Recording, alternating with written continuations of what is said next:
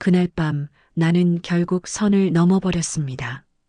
딸이 소리치던 그 순간에도 이 마음만은 멈출 수가 없었습니다. 나 이제 자네 없으면 안 돼. 평생 나 혼자 산 게 이렇게 후회될 줄은 몰랐어. 가게 안은 숨이 막히도록 조용했죠. 내 말이 끝나자 그 사람의 손이 아주 천천히 하지만 분명하게 내 손을 덮었습니다. 피가 뜨겁게 솟구치는 걸 온몸으로 느꼈습니다. 이제 아줌마 말고 영자 씨라고 부르겠습니다. 순간 심장이 쿵 하고 내려앉았습니다. 딸도 동네 사람들도 체면도 다 잊어버리고 단 세 글자 이름에 나는 완전히 무너져 내렸습니다. 이게 사랑일까요? 죄일까요? 하지만 그때 나는 확실히 알았습니다. 이 남자가 없으면 더는 살아갈 이유가 없다는 걸. 이야기 시작하기 전에 구독과 좋아요 부탁드립니다. 감사합니다. 사람의 인생이란 게 참 묘하죠. 내가 피하려 했던 얼굴이 세월을 돌아 결국 내 앞에 다시 나타날 줄은 상상도 못했습니다. 그날도 평소처럼 반찬 가게 문을 닫으려던 참이었어요. 늦은 저녁 거리에선 국밥집 불빛만이 희미하게 새어나오고 있었죠. 문이 덜컥 열리더니 낯익은 남자가 들어섰습니다. 순간 숨이 턱 막히는 기분이었습니다. 20년 전 어린애 같던 얼굴이 이제는 깊은 주름과 피곤한 눈빛으로 변해 있었지만 난 한눈에 알아봤습니다. 도훈이? 그는 놀란 듯 멈춰서더니 곧 고개를 깊게 숙였습니다. 아줌마 저 도훈입니다. 여기 반찬 가게 하시는 줄은 몰랐어요. 아줌마. 한때 내가 하숙하며 그의 아버지와 나눴던 웃음과 어린 도훈이 뛰놀던 그 시절이 한순간에 떠올랐습니다. 내 젊음과 내 후회와 내 결혼 생활의 그림자가 한꺼번에 밀려왔죠. 여긴 어떻게 온 거니? 위층에 작은 창고 겸 사무실을 얻었습니다. 배달일이 좀 있어서요. 방이 조용해서 마음에 들더군요. 나는 그 말을 듣는 순간 손에 들고 있던 국그릇을 떨어뜨릴 뻔했습니다. 세상에 바로 위층이라니. 숨을 고르려 애쓰며 그를 똑바로 바라볼 수가 없었습니다. 그래, 잘 됐구나. 오랜만이다. 그는 미소를 지었지만 눈빛 속엔 세월의 고단함이 묻어 있었습니다. 나는 그가 서둘러 돌아서는 뒷모습을 보며 오래전 묻어두었던 감정들이 다시 깨어나는 걸 느꼈습니다. 그날 이후 나는 자꾸 위층을 의식하며 살았습니다. 가게 문을 열기 전 계단 위로 발자국 소리가 들리면 심장이 괜히 쿵 내려앉곤 했습니다. 나는 애써 무심한 척 그저 일만 하며 지냈습니다. 그러던 어느 날 가게 문 앞에 작은 봉투가 놓여 있었습니다. 안에는 두유와 땅콩 과자, 그리고 짤막한 쪽지 한 장. 바쁘실 때 간단히 챙겨 드세요, 도훈. 나는 그 자리에서 한참을 움직이지 못했습니다.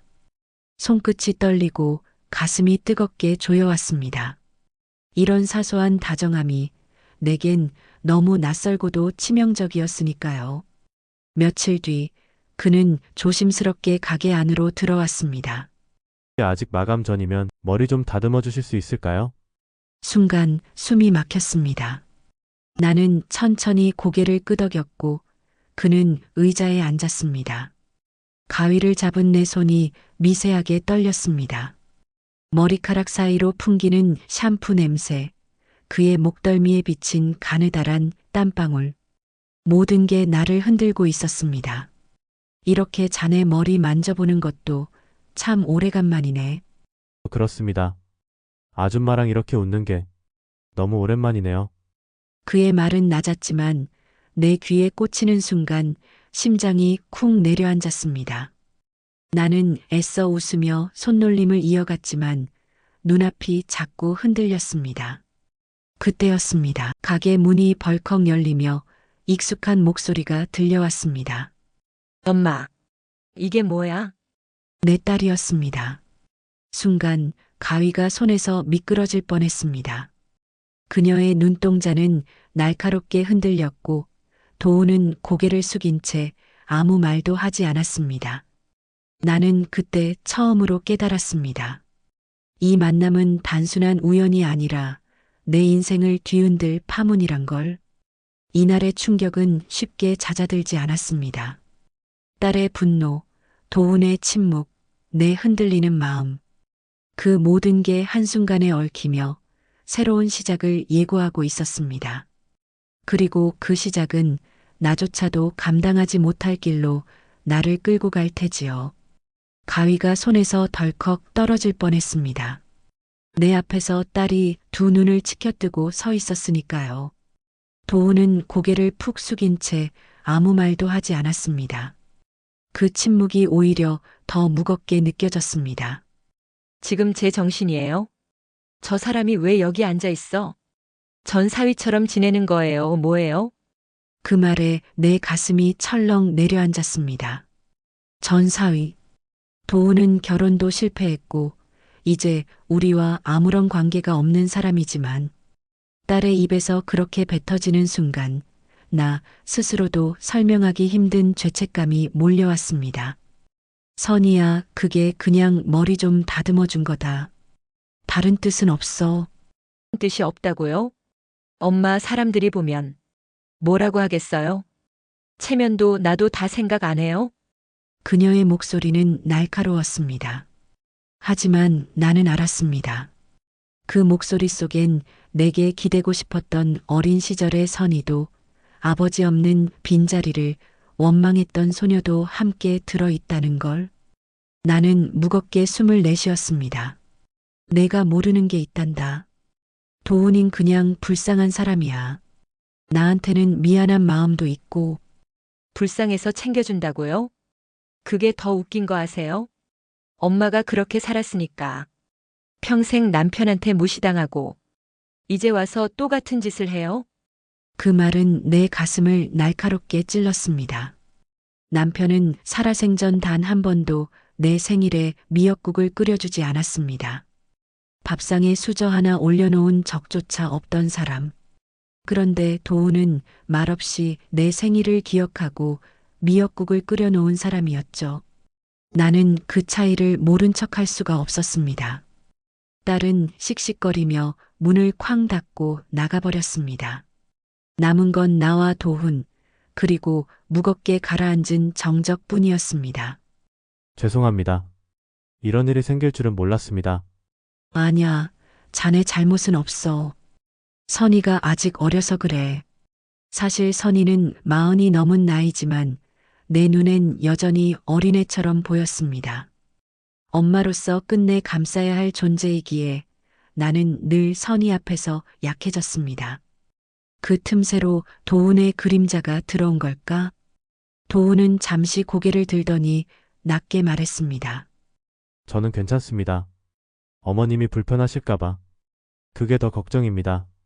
어머님, 그 호칭 하나에 내 가슴은 또다시 무겁게 흔들렸습니다. 나는 애써 웃으며 가위를 내려놓았습니다. 자네가 뭐 잘못했나? 그냥 오늘은 그만 가게. 그는 조용히 고개를 숙이고 가게 문을 나섰습니다. 그 뒷모습을 바라보며 나는 눈을 감고 한참이나 서 있었습니다. 그날 밤 잠자리에 누워도 쉽게 눈을 감을 수가 없었습니다. 귀에는 아직도 딸의 목소리가 맴돌았고 눈앞에는 도훈의 고개 숙인 모습이 겹쳐 보였습니다. 불쌍한 사람. 나는 스스로 그렇게 말했지만 내 안에서는 이미 다른 감정이 자라나고 있음을 부정할 수 없었습니다. 다음 날 아침 가게 앞에 작은 보온병 하나가 놓여 있었습니다. 뚜껑을 열자 따끈한 생강차 향이 퍼졌습니다. 순간 눈물이 터져 나올 뻔했습니다. 남편은 살아생전 단 한 번도 내 몸 상태를 살펴준 적이 없었는데 도훈은 늘 조용히 그러나 깊게 내 마음을 어루만지고 있었습니다. 며칠 뒤 단골 손님 방 여사가 머리를 말리다 말고 은근한 눈빛으로 나를 보았습니다. 요즘 자주 보이더라. 위층 총각이랑. 설마 사이 있는 거 아니야? 나는 애써 웃어넘겼지만 심장이 쿵 내려앉았습니다. 그 순간 깨달았습니다. 이제 우리 둘의 이야기가 더 이상 숨길 수만은 없는 길로 흘러가고 있다는 걸. 그리고 그 예감은 곧 현실이 되어 나를 옥죄어 왔습니다. 세상의 시선, 딸의 반발, 그리고 내 안의 뜨거운 욕망까지. 이 모든 게 얽히며 내 삶은 다시는 예전으로 돌아갈 수 없게 되었습니다. 사람들의 입은 참 무섭습니다. 불길이 번지듯 작은 말 하나가 온 동네를 훑고 지나갔습니다. 며칠 지나지 않아 나는 골목을 지날 때마다 수군거림을 들어야 했습니다. 요즘 반찬 가게 박씨 전 사위랑 같이 다닌다더라. 밤마다 불 꺼지는 시간이 같더라니까. 나는 애써 못 들은 척했지만 귓속엔 그 말들이 날카롭게 파고들었습니다. 그날 저녁 건너편 김 사장이 가게로 들어왔습니다. 머리를 극적이며 웃는 얼굴로 말을 건넸습니다. 영자 씨, 요즘 혼자 밥 안 먹는다며?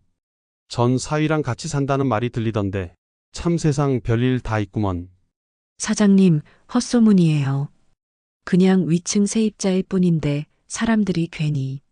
뭐, 남사스러운 건 아니지. 나이 들어서 의지할 사람 있으면 좋은 거지. 근데 애는 괜찮겠어? 그 말에 나는 대꾸도 못하고 웃어넘겼습니다. 하지만 속으로는 심장이 쿵쿵 뛰었습니다.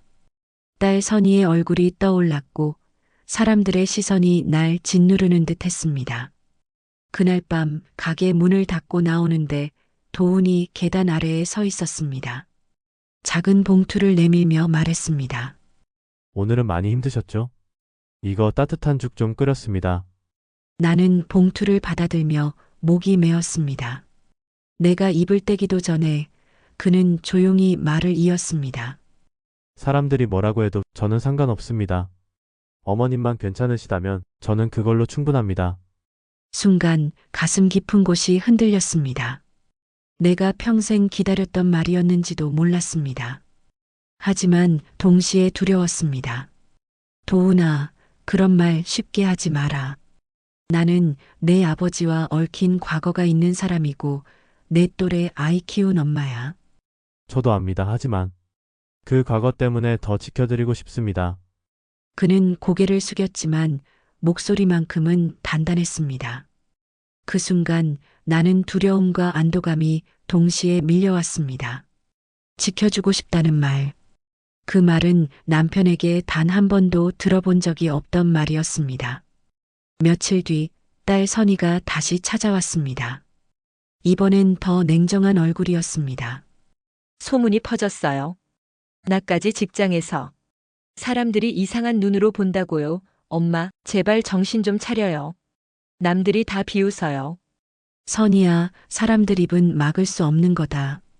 엄마는 그냥. 엄마는 그냥 뭐요? 불쌍하다고. 동정심 때문에 남자 붙들고 사는 게 멋있어요? 엄마답지 않아요. 그녀의 말은 칼날 같았습니다. 나는 말없이 고개를 숙였습니다. 엄마라는 이름으로 살아온 내 세월이 부정당하는 기분이었으니까요. 도훈은 그 자리에 함께 있었습니다. 그는 딸을 똑바로 바라보며 차분히 말했습니다. 어머님이 전부입니다. 사람들이 뭐라 해도 저는 물러서지 않겠습니다. 그 순간 선희의 눈빛이 크게 흔들렸습니다. 나는 숨이 막히도록 답답했지만 동시에 안도감이 몰려왔습니다. 누군가 내 편에 서준다는 것, 그것만으로도 이미 가슴이 벅찼습니다. 그날 밤 나는 거울 앞에 앉아 오래도록 내 얼굴을 바라봤습니다. 세월이 만들어 놓은 주름, 외로움이 남긴 흔적들. 하지만 그 안에는 아직도 사랑을 갈망하는 여자의 눈빛이 남아 있었습니다. 사랑일까요? 아니면 죄일까요? 나는 스스로에게 수없이 물었지만 대답은 나오지 않았습니다. 다만 분명한 건 이제 도훈 없이는 하루가 허전하다는 사실이었습니다. 그리고 나는 알았습니다. 앞으로의 시간들이 결코 순탄치 않으리라는 걸. 사랑과 체면, 욕망과 죄책감. 그 모든 것이 나를 시험할 테지요. 하지만 이상하게도 나는 그 시험이 두렵지 않았습니다. 오히려 기다려지는 듯 했습니다. 사람은 왜 뒤늦게서야 마음을 들여다보게 되는 걸까요?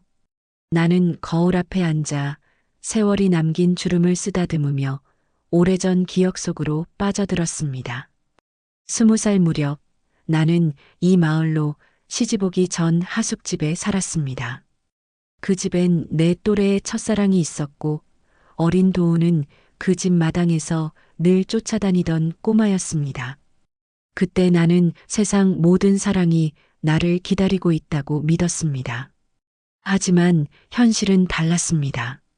나는 결국 사랑이 아닌 안정과 체면 때문에 다른 사람의 아내가 되었고 그 선택이 내 인생을 바꿔놓았습니다. 남편은 성실했지만 무심했습니다. 밥상 차려주는 걸 당연히 여기고 내 생일도 기억하지 못했죠. 살림과 육아는 전부 내 몫이었습니다. 고생한다는 말 한마디, 따뜻한 손길조차 받지 못한 채 그렇게 세월은 흘렀습니다. 그러다 남편이 병으로 떠났을 때 내 눈에선 눈물조차 나오지 않았습니다. 너무 오래 참아온 외로움에 오히려 안도감이 스쳤으니까요. 그런데 지금 도훈이 다시 나타나 내 마음을 흔들고 있습니다. 그의 작은 손길 하나, 따뜻한 말 한마디가 젊은 시절 내가 꿈꾸던 사랑을 다시 불러내고 있었습니다. 며칠 전 나는 무거운 쌀포대를 들고 가게로 들어가려다 허리를 삐끗했습니다. 순간 뒤에서 누군가가 재빨리 포대를 들어 올렸습니다. 건 말씀만 하시지 왜 혼자 하세요? 다치시잖아요. 아, 괜찮다. 평생 혼자 해왔는데 이 정도야. 그는 내 말을 끊듯 단호하게 말했습니다. 앞으로는 혼자 하지 마세요. 제가 있습니다. 순간 목구멍이 뜨겁게 막혔습니다. 남편에게는 단 한 번도 듣지 못했던 말. 내가 있다. 그 단순한 한마디에 나는 경고하던 벽이 무너져 내리는 걸 느꼈습니다. 그날 밤 딸 선희에게서 전화가 왔습니다. 목소리는 여전히 날카로웠습니다. 제발 사람들 앞에서 이상한 행동하지 말아요. 도대체 왜 그렇게 그 사람 편을 들어요? 선희야, 내가 모르는 게 있어. 그 사람은 나한테 미안한 마음을 가진 사람이야. 한다고요? 그게 다예요? 엄마 불쌍하다고. 사람 받아주면 안 돼요. 엄마 나이 생각 좀 하세요. 나는 아무 말도 하지 못했습니다. 딸의 말이 틀린 건 아니었으니까요. 하지만 내 안에선 이미 나도 모르게 커져가는 감정이 있었습니다. 불쌍함이 아니라 그를 향한 그리움과 갈망. 다시 살아있다는 걸 느끼게 해주는 감정. 며칠 후 도훈과 함께 저녁을 먹게 되었습니다. 그가 직접 끓인 된장국과 내 반찬 몇 가지를 함께 놓고 우리는 마주 앉았습니다. 수저를 들던 그의 눈빛이 잠시 머뭇거리더니 조용히 말했습니다. 아줌마 아니 영자 씨 사실은 예전부터 말씀드리고 싶었던 게 있습니다. 나는 놀라서 수저를 내려놓았습니다. 뭔데 그렇게 심각하게? 아버지가 돌아가시기 전에 늘 말씀하셨습니다. 영자 같은 여자를 지켜줬어야 했는데 그게 제 귀에 너무 깊이 박혀서 어쩌면 그때부터 저는 아버지가 하지 못한 걸 제가 대신해야겠다고 생각했는지도 모릅니다. 그의 말에 나는 숨이 막히는 듯 했습니다. 내가 버리고 떠났던 그 집의 기억, 첫사랑의 눈빛, 그리고 그 아들의 고백이 겹쳐지며 가슴이 울컥했습니다. 그런 말하지 마라. 난 이미 선택을 했고 내 몫의 벌을 다 치른 사람이야. 그는 고개를 저으며 말했습니다. 아니요. 저는 그 벌을 함께 짊어지고 싶습니다. 그게 제 진심입니다. 그 순간 눈물이 왈칵 쏟아졌습니다. 사람들의 시선, 딸의 반대, 지난 세월의 무게. 모두를 떠나서 지금 이 순간 나는 한 여자로서 살아있다는 걸 실감했습니다. 하지만 동시에 두려웠습니다. 이 길을 끝까지 가면 나는 어떤 대가를 치르게 될까요? 그날 밤 나는 혼잣말처럼 속삭였습니다. 사랑과 죄 그 사이에서 나는 어디쯤 서 있는 걸까? 사람이란 게 참 어리석죠. 알면 알수록 숨기려 하고 숨기려 할수록 더 드러나는 게 마음이라는 걸. 나는 이미 알고 있으면서도 도훈을 대할 때마다 가슴이 뛰는 걸 감출 수가 없었습니다. 그날도 평소처럼 가게 문을 닫으려는데 선희가 불쑥 들어왔습니다. 그 눈빛은 차갑게 얼어 있었습니다. 우리 얘기 좀 해요. 나는 순간 숨이 막혔습니다. 딸의 표정만 봐도 오늘 대화가 결코 가볍지 않으리라는 걸 알 수 있었습니다. 우리는 가게 안쪽에 마주 앉았습니다. 테이블 위엔 아직 치우지 못한 반찬들이 그대로 놓여 있었고 공기마저 무겁게 내려앉았습니다. 언제까지 저 사람을 감싸고 두실 거예요? 사람들이 뭐라 하는 줄 아세요? 회사 동료들까지 제 얘기를 하더군요. 내 엄마 전 사위 같은 사람이랑 같이 산다더라. 수치스러워 죽겠어요. 선이야, 그건 다 헛소문이다. 사람들 입은 막을 수 없잖니. 그냥 신경 쓰지 마라. 신경을 쓰지 말라고요? 엄마 인생은 그렇다 치고 제 체면은요? 제가 얼마나 힘든지 엄마는 알기나 해요? 선희의 목소리는 떨리고 있었습니다. 분노와 상처, 그리고 엄마를 잃을까 두려워하는 마음이 섞여 있는 걸 나는 느낄 수 있었습니다. 하지만 나 역시 더는 거짓말할 수 없었습니다.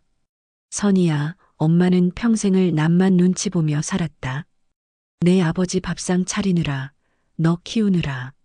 정작 내 마음 한번 제대로 챙겨본 적 없었다. 그런데 지금은 다르다. 도훈이 곁에 있으면 내가 살아있는 것 같아. 선희의 얼굴이 굳어졌습니다. 눈빛은 차갑지만 그 안에 억눌린 눈물이 번쩍였습니다. 제발 그러지 마요. 엄마까지 저를 배신하는 기분이에요. 그 말은 내 가슴을 후벼 팠습니다. 딸의 상처와 원망, 그 모든 게 한꺼번에 몰려왔습니다. 하지만 이제는 물러서고 싶지 않았습니다.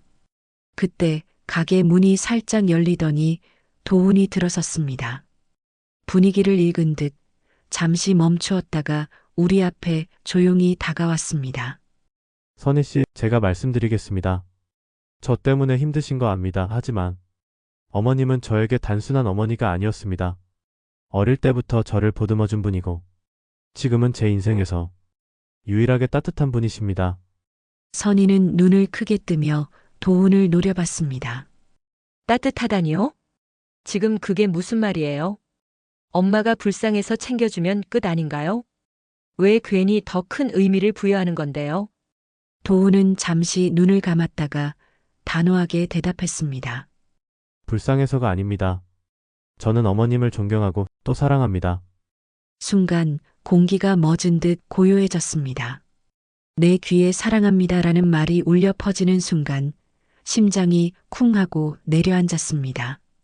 선희의 눈빛이 흔들리더니 이내 분노로 가득 찼습니다. 엄마, 정말 이 사람 말이 맞아요?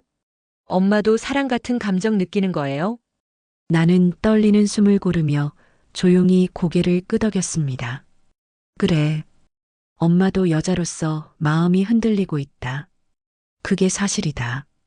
그 순간 선희는 자리에서 벌떡 일어나 문을 쾅 닫고 나가버렸습니다. 가게 안엔 다시 정적만이 남았습니다. 나는 두 손을 무릎 위에 올려놓고 한참 동안 떨고 있었습니다. 도훈이 조심스레 내 옆에 앉았습니다. 죄송합니다. 제가 너무 앞서갔습니다. 나는 고개를 저었습니다. 아니야. 자네가 아니었으면 나는 평생 내 마음을 감추고 살았을 거다. 그의 눈빛이 잠시 흔들렸습니다. 그 속엔 후회와 망설임, 그리고 꺼내지 못한 갈망이 엉켜 있었습니다. 나는 그 눈빛을 마주하며 속으로 되뇌었습니다. 이제는 거짓말하지 않고 살고 싶다. 이날의 충돌은 돌이킬 수 없는 강을 건너는 순간이었습니다. 딸은 등을 돌렸고 도훈은 내 옆에 남았습니다.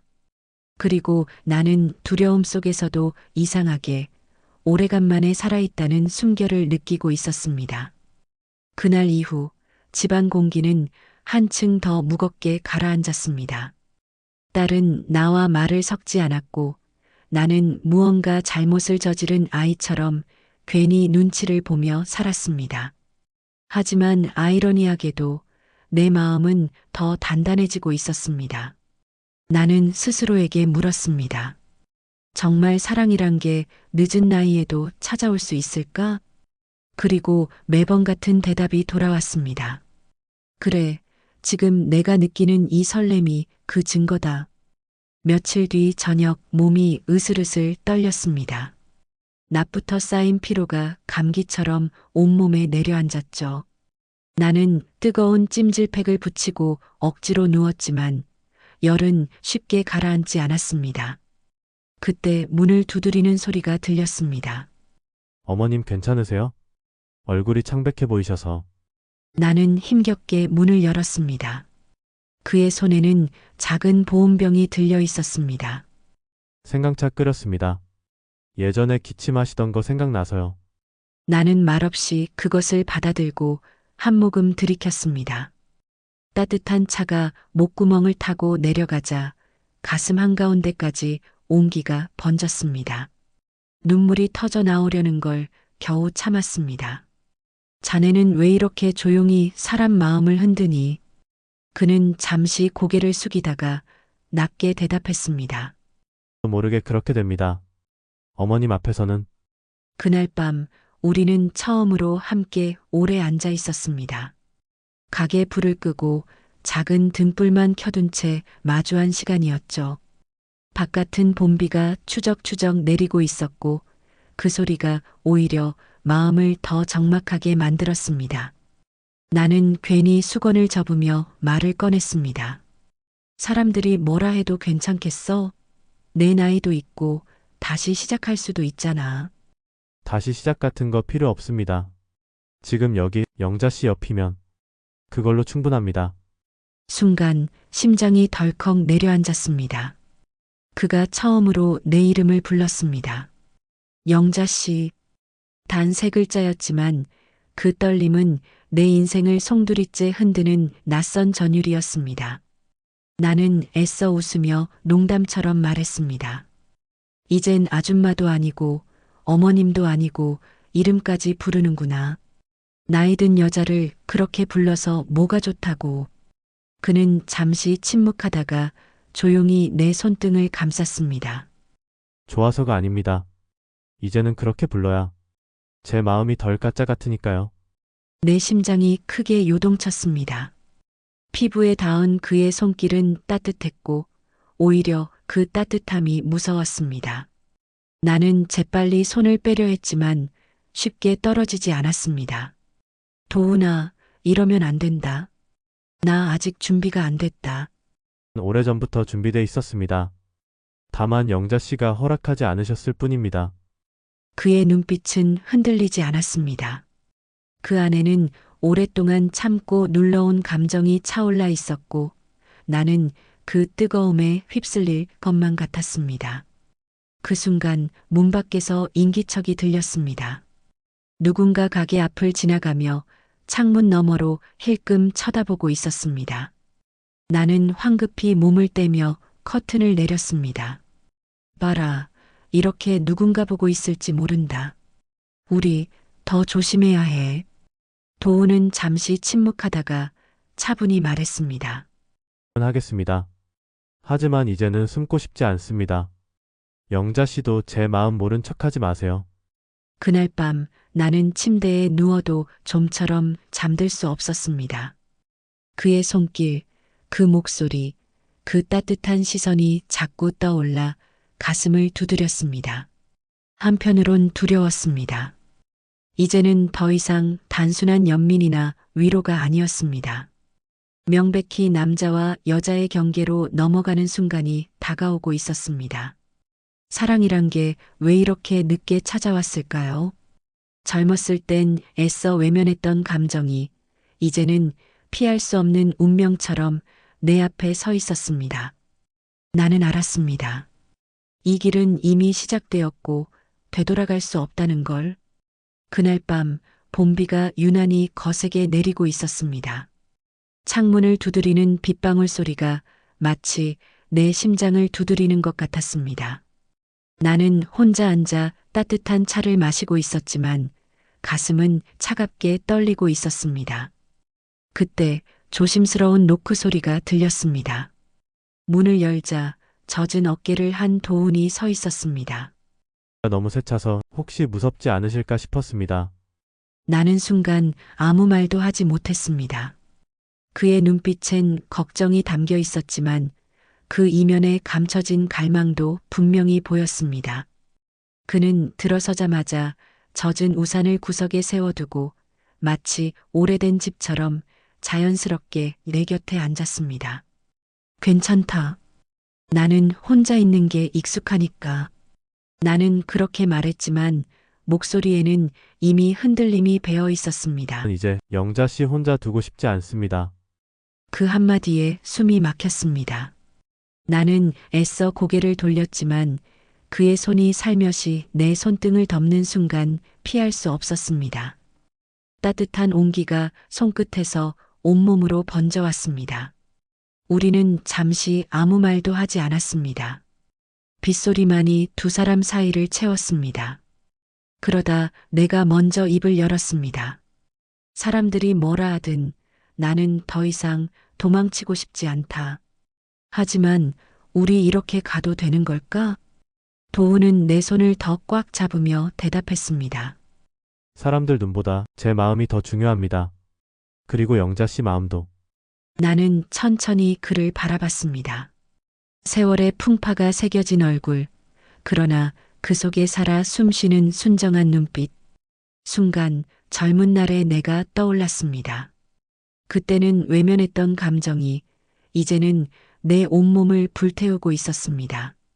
그는 조심스럽게 내 어깨를 감쌌습니다. 처음에는 몸이 굳었지만 이내 힘이 빠져나갔습니다. 나는 그의 품 안에 머리를 기댔습니다. 따뜻하다. 이렇게 따뜻한 걸 평생 몰랐구나. 그의 손길이 내 등을 조심스럽게 쓸어내렸습니다. 저도 그렇습니다. 이렇게 떨리는 게 처음입니다. 그 순간 방 안은 빗소리와 우리의 숨결만으로 가득 찼습니다. 우리는 말없이 서로의 체온을 나눴습니다. 누군가 본다면 죄라고 했을 관계였지만 내겐 오히려 구원처럼 다가왔습니다. 시간이 얼마나 흘렀는지 알 수 없었습니다. 나는 그와 등을 맞댄 채 누워 있었습니다. 처음엔 어색했지만 이내 숨소리마저도 편안하게 느껴졌습니다. 도훈아, 나 이제 어떻게 해야 할까? 너 없으면 안 될 것 같아. 그는 대답 대신 내 손을 조심스럽게 잡았습니다. 그리고 아주 낮은 목소리로 속삭였습니다. 저와 같이 떠나주실래요? 심장이 쿵 하고 내려앉았습니다. 떠나자니 두려웠고 남으려니 더는 견딜 수 없을 것 같았습니다. 세상의 시선, 딸의 원망, 모두가 날 가로막고 있었지만 내 안의 목소리는 점점 더 크게 울리고 있었습니다. 이젠 나도 내 인생을 살고 싶다. 그날 밤 나는 결심했습니다. 이 길이 사랑인지 죄인지 더는 따지지 않기로. 단지 지금 이 순간 나를 살아있게 만드는 사람과 함께 걷기로. 그날 이후 나는 밤마다 도훈의 말을 곱씹었습니다. 같이 떠나주실래요? 단순한 한마디였지만 그 안에는 우리 둘 다의 삶이 걸려 있었습니다. 나는 며칠 동안 가게를 바라보며 깊은 한숨을 내쉬었습니다. 이곳은 내 젊음이 깃든 자리이자 외로움이 묻힌 자리였으니까요. 며칠 뒤 나는 도훈에게 조용히 말했습니다. 도훈아, 나 이 가게 정리하려 한다. 그는 놀란 듯 눈을 크게 떴다가 이내 미소 지었습니다. 정말 괜찮으시겠어요? 괜찮다. 사실 이 가게는 나를 지탱해 준 곳이기도 하지만 동시에 나를 가두어 둔 곳이기도 했다. 이젠 나도 내 발로 걸어나가고 싶다. 그 순간 그의 눈빛이 반짝였습니다. 나는 그 눈빛을 보며 알았습니다. 이제 내가 선택해야 할 길은 분명하다는 것을. 며칠 뒤 우리는 함께 가게를 정리했습니다. 진열대에 남은 그릇을 닦고 손때 묻은 의자를 옮기며 내 세월을 하나하나 정리했습니다. 수고했다, 영자야. 여기까지 잘 버텼다. 나는 거울 앞에 서서 스스로에게 그렇게 중얼거렸습니다. 그 거울은 내 젊음을 비췄고 내 외로움을 기록했고 이제는 내 새로운 출발을 응원하는 듯 보였습니다. 정리한 짐을 트럭에 실을 때 딸 선이가 불쑥 나타났습니다. 차갑던 눈빛 대신 복잡한 감정이 서린 얼굴이었습니다. 정말 가는 거예요? 이 사람하고 같이? 나는 잠시 머뭇거리다 딸의 눈을 똑바로 바라보았습니다. 그래, 미안하다, 선이야. 엄마도 이제 한 사람으로 살고 싶구나. 엄마 인생의 마지막은 내가 선택하고 싶다. 선이의 눈가가 떨렸습니다. 잠시 침묵이 흐른 뒤 그녀는 고개를 돌리며 낮게 말했습니다. 행복해야 해요. 그게 전부예요. 순간 눈물이 차올랐습니다. 딸이 끝내 이해해주지 않을 거라 생각했는데 그 말 한마디가 나를 울렸습니다. 나는 그녀의 손을 꼭 잡았습니다. 그리고 조용히 대답했습니다. 고맙다, 선이야. 엄마, 꼭 행복해질게. 그날 밤 우리는 차를 몰고 마을을 벗어났습니다. 창밖엔 익숙한 풍경들이 하나씩 뒤로 물러났습니다. 어디로 가는지 정확히 알 수 없었지만 내 마음은 오히려 가벼웠습니다. 도훈이 운전대를 잡은 채 조용히 말했습니다. 어디든 상관없습니다. 영자 씨랑 함께라면 그게 제 집입니다. 그 말에 눈물이 또다시 솟구쳤습니다. 나는 그의 손등에 내 손을 포개었습니다. 두 손이 맞닿는 순간 내 안의 두려움은 조금씩 사라지고 있었습니다. 차는 한적한 마을 어귀에서 멈췄습니다. 작은 시냇물이 흐르고 단층 주택 몇 채가 늘어선 평화로운 곳이었습니다. 도훈이 차에서 내려 집 앞에 서며 말했습니다. 여기에요. 우리 다시 시작할 집. 나는 그의 뒤를 따라 조심스레 걸음을 옮겼습니다. 마치 새 신부처럼 긴장되었고 동시에 벅찬 설렘이 가슴을 채웠습니다. 그 순간 깨달았습니다. 사람과 사람 사이에는 누구도 모르는 이야기가 있고 그 이야기 안에는 늦게라도 피어나는 사랑이 있다는 걸. 나는 더 이상 장모도 엄마도 아닌 한 사람의 여자, 박영자로 서 있었습니다. 그리고 이제야 비로소 내 인생의 여백을 채워갈 수 있었습니다. 도훈아. 그가 고개를 돌리자 나는 천천히 미소 지으며 말했습니다. 이제 어디든 좋아. 내가 있으면 그게 내 집이다. 혹시 사랑을 놓쳐본 적 있으신가요? 또는 사람들의 시선을 두려워하다가 정작 내 마음을 버려본 적 있으신가요? 나는 이제야 용기를 냈습니다. 그리고 그 용기가 내 삶을 다시 시작하게 만들었습니다. 경험이 있으시면 댓글로 공유해 주세요. 혹시 지금 이 순간 주저하고 있는 분이 계시다면 제 이야기가 작은 용기가 되길 바랍니다.